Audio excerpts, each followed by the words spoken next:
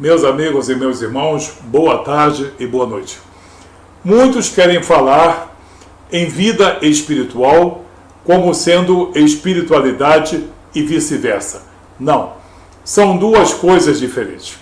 Espiritualidade é o estado mais primitivo do homem, seja ele bom, seja ele mau, seja ele um homem separado, santo ou seja ele profano. Todos nós temos um espírito, então todos nós temos uma espiritualidade.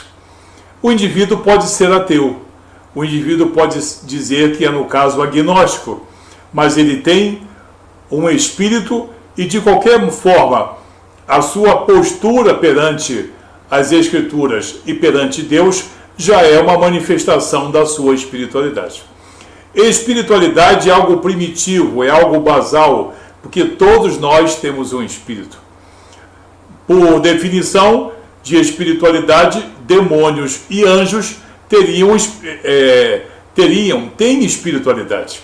Só que os anjos são criados para um relacionamento com Deus e com os homens a serviço de Deus, portanto, eles têm vida espiritual. Muito bem. É muito diferente e é muito importante a concepção de vida espiritual, porque Jesus veio nos dar vida espiritual, mas não veio dar de qualquer maneira. Vida espiritual é uma vida de relacionamento, é uma nova identidade, é uma vida de compromisso, é uma vida de aprovação, é uma vida de interação. Portanto, fica bem claro que espiritualidade nada tem a ver com vida espiritual. Como religiosidade só, nada tem a ver com vida espiritual. Vida espiritual tem algumas características. Em primeiro lugar, a vida espiritual é uma nova condição. Sim, é uma nova condição. Não é uma condição diferente, uma situação diferente. Não, vamos definir de maneira correta. É uma nova condição na nossa vida.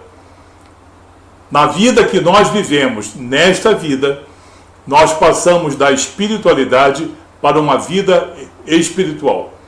Perante Jesus, perante Deus Pai, perante o Espírito Santo de Deus.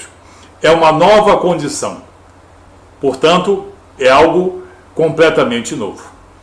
Na carta de Paulo aos Romanos, no capítulo 6, versículo 4, ele bem explica: de sorte que fomos sepultados com ele, Jesus, pelo batismo na sua morte, para que, como Cristo foi ressuscitado dentre os mortos pela glória do Pai, assim andemos nós também em novidade de vida.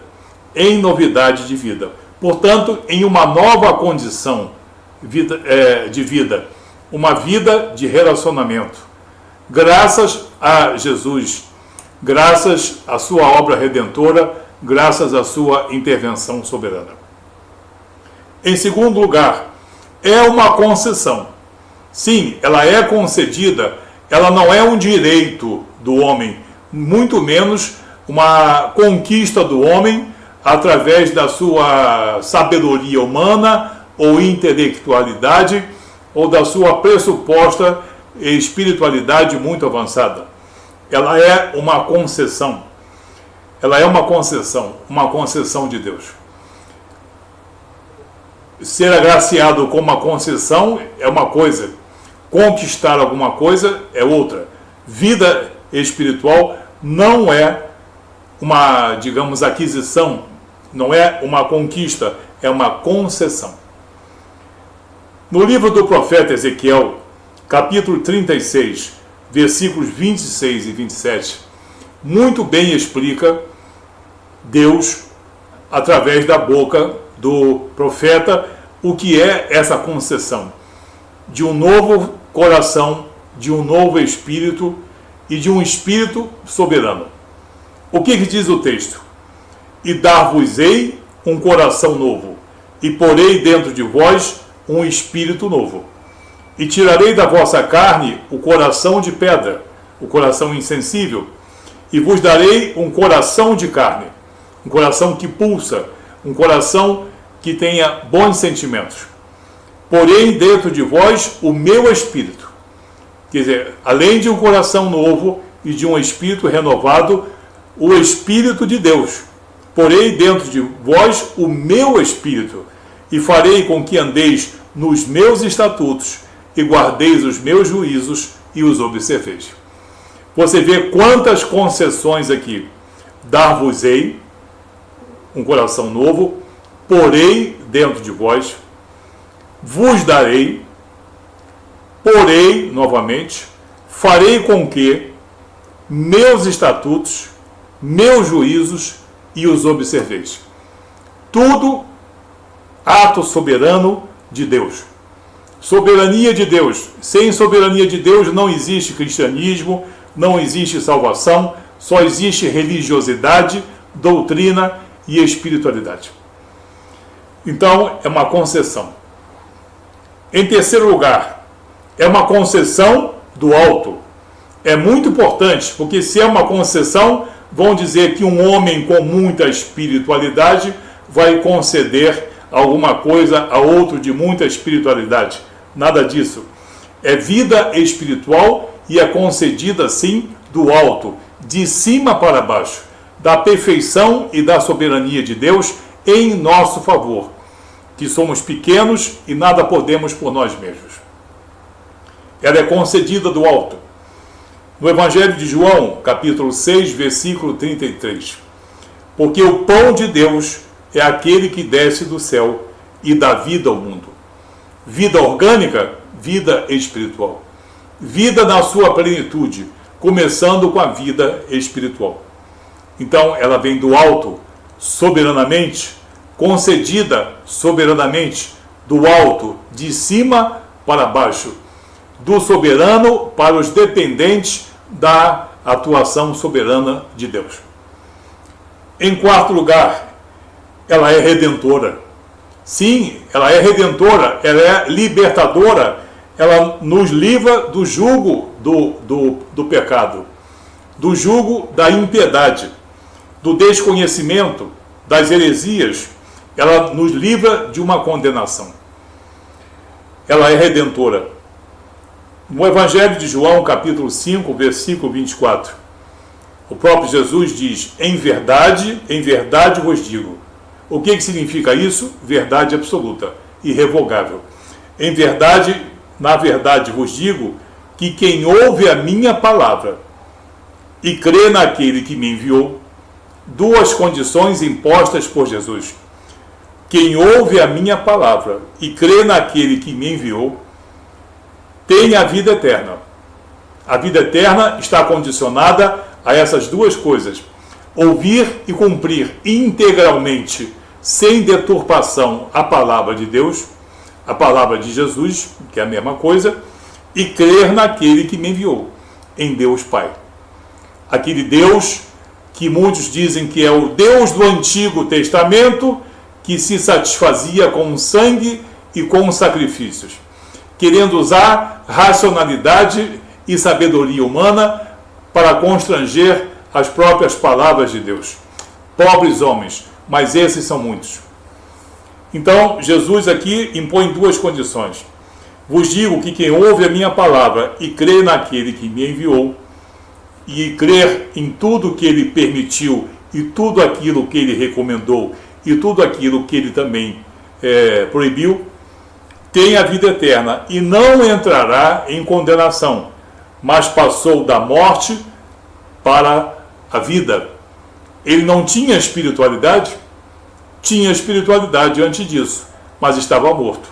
Agora ele passou da morte para a vida, porque ele cumpriu as palavras de Jesus, a vontade de Deus Pai, que Jesus aqui no caso impõe, mostrando a coeternidade, a coesão perfeita, a coerência perfeita entre a vontade e o poder de Deus Pai e Deus Filho. Quem dissocia o Deus do Velho Testamento, o Deus do Antigo Testamento, de Jesus Cristo, está tentando fazer uma fragmentação na matriz judaico-cristã, e isso tem sempre um objetivo escuso doutrinário. Em quinto lugar, a vida espiritual, ela glorifica. Sim, ela glorifica o homem. O homem não se torna glorioso, porque a glória do homem não existe. A glória do homem só é colhida por ele mesmo.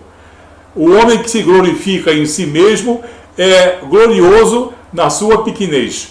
É uma glória minúscula, uma glória não perante Deus. Mas a vida espiritual, ela glorifica o homem na obra redentora de Jesus, na glória de nosso Senhor Jesus Cristo, na glória do Espírito Santo de Deus. Então essa vida espiritual, ao contrário da simples espiritualidade, ela glorifica o homem cristão, o homem convertido, o homem regenerado na obra redentora e na vontade soberana de Deus manifesta em Jesus Cristo. Na carta aos Romanos, capítulo 5, versículo 17. Porque se pela ofensa de um só, Adão, se pela ofensa de um só varão, a morte reinou por esse varão, pecador, muito mais os que recebem a abundância da graça e o dom da justiça reinarão em vida por um só, Jesus Cristo. Então, aqueles que viviam sob o pecado, que é a obra de desobediência do primeiro varão, o varão imperfeito, né? Agora viverão na abundância da graça e do dom da justiça, reinarão em vida por um só, Jesus Cristo, o varão perfeito, o varão da promessa, o varão que é perfeito na sua integridade.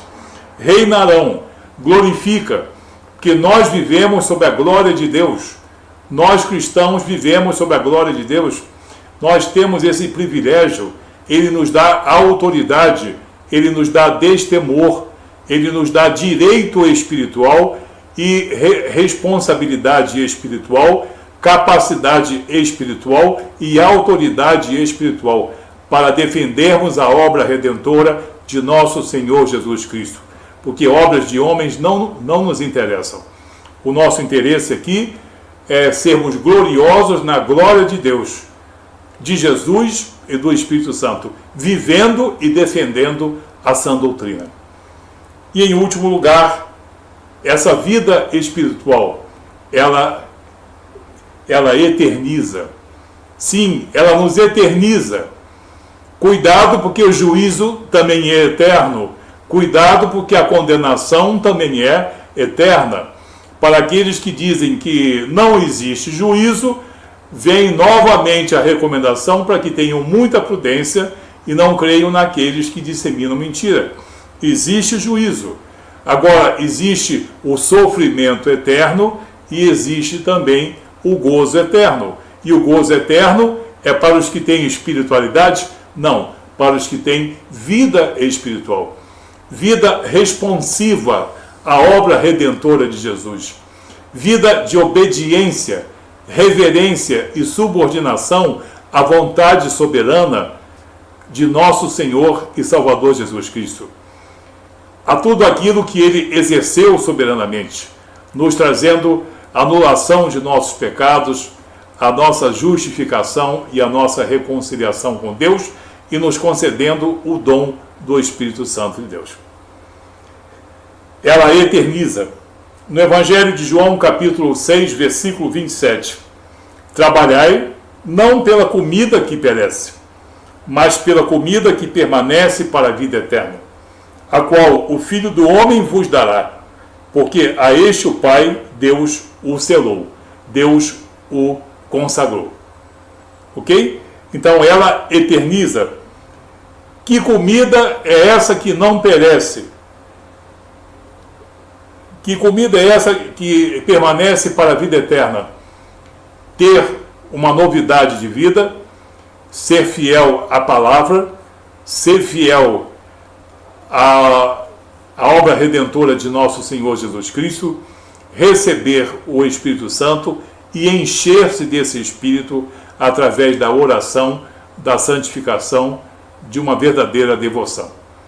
Então, nós vemos que a vida espiritual, muito diferente de uma simples espiritualidade, ela é uma nova condição.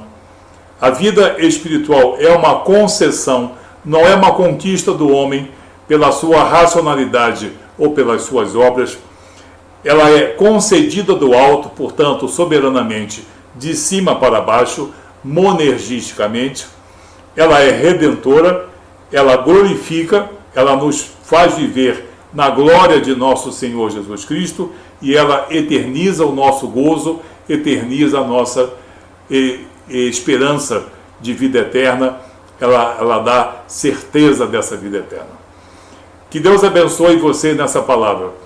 E vamos diferenciar, não só na definição, mas na prática, compreender e também incorporar no nosso entendimento a diferença gritante entre uma simples espiritualidade, que pode ser muito exuberante, e uma verdadeira vida espiritual. Que Deus te abençoe, em nome de nosso Senhor Jesus Cristo, o pão da vida.